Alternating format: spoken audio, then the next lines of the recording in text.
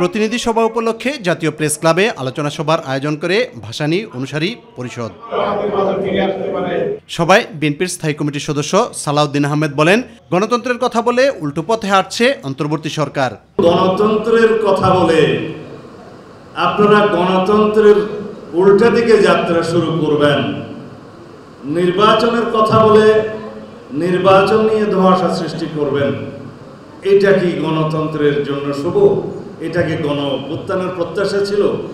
কাদেরকে সুবিধা দেওয়ার জন্য, কাদের এজেন্ডা বাস্তবায়নের জন্য মাননীয় প্রধান উপদেষ্টা প্রায় ডিসেম্বর থেকে জুন ডিসেম্বর এই সমস্ত আসা যাওয়া করছেন? এক জায়গায় স্থির থাকতে পারছেন না কেন?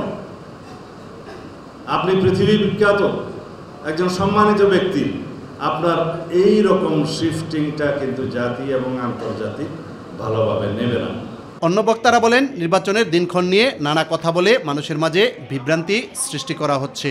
৮ মাস পার হবার পরে কেন আজকে সংস্কার বলি, ভোট বলি, নির্বাচন বলি, দেশের গণতান্ত্রিক অভিযাত্রার পথে কেন এরকম একটা গভীর অনিশ্চয়তা নিয়ে আমাদেরকে আজকে দিন যাপন করতে হবে?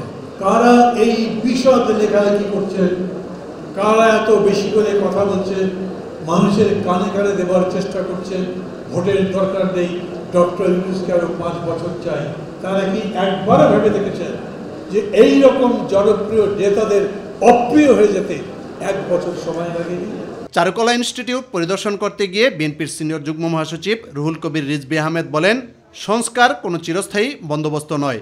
সংস্কারের নামে কালক্ষেপণ করা হলে ফ্যাসিবাদ মাথাচাড়া দিয়ে উঠবে। ফ্যাসিস্টদের যে আক্রমণের এখানে বহিঃপ্রকাশ দেখলাম, যে ছাই দেখলাম, আমি তার তীব্র নিন্দা প্রতিবাদ জানাচ্ছি।